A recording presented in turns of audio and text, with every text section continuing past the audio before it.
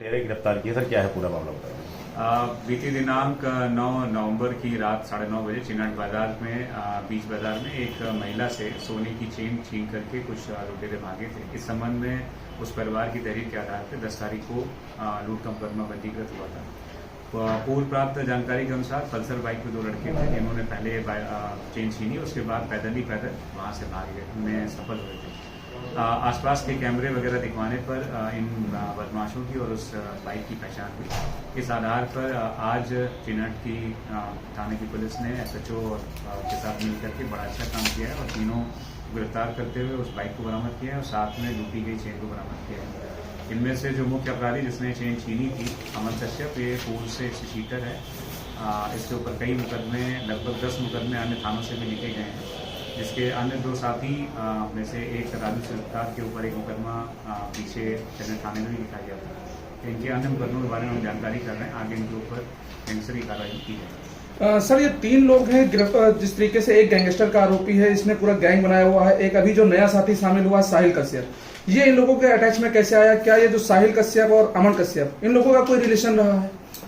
दोनों के नाम एक ही जैसे हैं, लेकिन ये दोनों आपस में रिलेटेड नहीं है। कितनी घटनाओं को अंजाम दिया अब तक अमन कश्यप का आपराधिक इतिहास हमारे पास है, उसमें 10 मुकदमे के लगभग इस पे लिखे गए हैं और जो इसके साथ में साहिल कश्यप है उसके ऊपर अभी कोई हमें जानकारी नहीं हो पाई है। हम इनसे जानकारी कर रहे हैं, इन्होंने ऐसे कोई अपराध और किए हैं जिन पे अभियोग पंजीकृत नहीं है, तो वो अभियोग पंजीकृत। सर, ये लोग मूल रूप से जो है क्या काम करते थे और घटना को कारित करने के बाद किस तरीके से गायब हो जाते थे, और इतनी घटनाएं ये लोग कारित कर चुके हैं क्या कोई कहीं ना कहीं कुछ पुलिस का ऐसा लग रहा है कि वहाँ की पुलिस ने इन पर मॉनिटरिंग नहीं की, इसके चलते ये लोग इस तरह की घटनाएं लगातार करते रहे और बेल से आने के बाद भी लगातार घटनाएं कर रहे हैं? मुख्य रूप से ये लोग ना तो पढ़ाई करते हैं, ना कोई ऐसा विशेष कार्य करते हैं। जो लड़का राजू सूचकार है, ये मूर्ति वगैरह बनाता है। बाकी अन्य दोनों लड़के अमन कश्यप और साहिल कश्यप ऐसा कुछ काम नहीं करते हैं। इनकी किस प्रकार से मित्रता हुई और किस कारण से ये यहाँ पर चिनाट बाजार में उतरे थे, इस बारे में हम लोग जानते हैं। सर, जिस तरीके से 3 आरोपी हैं और जो मोटरसाइकिल दिख रही है, मोटरसाइकिल पे एक मोनोग्राम दिख रहा है पुलिस का। ये मोनोग्राम पुलिस का जो लगा करके पूरी तरीके से लगातार क्षेत्र में रहते थे, तो उसका इस्तेमाल किस तरीके से कर रहे थे? इस बारे में हम लोग जानकारी कर रहे हैं कि किस प्रकार से इनके बाइक पे क्या चीजें हैं और क्यों उन्होंने लगाई थी।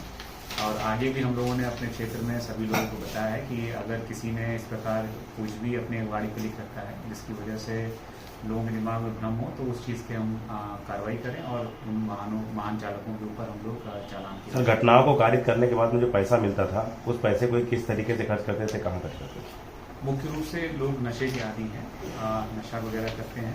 इस वजह से जो सामान इन्होंने चुराया उसका प्रयास यही कर रहे थे, बेच करके उससे नशा। गिरोह में और भी लोग हैं? इनके अन्य साथी भी हैं जो अपराध करते हैं, लेकिन आज के अपराध में ये 3 लोग, जिसमें हम लोग किसी कर रहे हैं, यही 3 लोग। बाइक इन्हीं की है किसी और की है? बाइक इनके परिवार की है, अमन कश्यप। सर, एक अहम सवाल ये होता है कि जिस तरीके से जो बेल पर लुटेरे बाहर आते हैं या चोर बाहर आ रहे हैं, उनको लगातार पुलिस मॉनिटर कर रही होती है, चिन्हित कर रही होती है, उसके बावजूद ये घटनाएं जैसे करते हैं, तो इनके लिए क्या कुछ अभियान आपका विशेष चल रहा है? हम लोग नो योर क्रिमिनल नाम से अभियान चला रहे हैं, जिसमें सभी बीट कांस्टेबल्स और हल्का प्रभारियों के द्वारा जो लोग जेल से छूट के आ रहे हैं उनके जमानतदारों को सत्यापन किया जा रहा है और उनकी गतिविधियों को नजर रखने का प्रयास किया जा रहा है। जैसा कि इसमें जानकारी हुई है, अमन कश्यप के जमानतदारों के खिलाफ भी कार्रवाई की। सर, ये लोग किराए से रहते थे या कोई पर्टिकुलर का मकान है? किस तरीके से घटनाकारी को वहीं चले जाते थे या कहीं अपना अलग कमरा लेते थे? और साहिल कश्यप का अपना मकान है। यहाँ से घटना कारित करने के बाद वो अपने आवासी चले गए थे।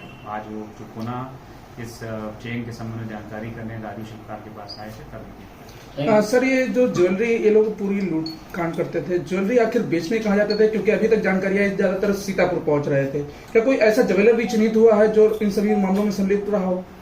जो आज की जो घटना है, जो 9 तारीख को हुई थी, इसकी चेन राजू शिल्पकार के पास ही थी, उसी के पास से बरामद हुई है। जरूर इसको बेचने का प्रयास कर रहे थे, लेकिन क्योंकि दिवाली का मौसम था, इसलिए कोई भी सोनार इस तरह की चीजें खरीदने के लिए तैयार नहीं।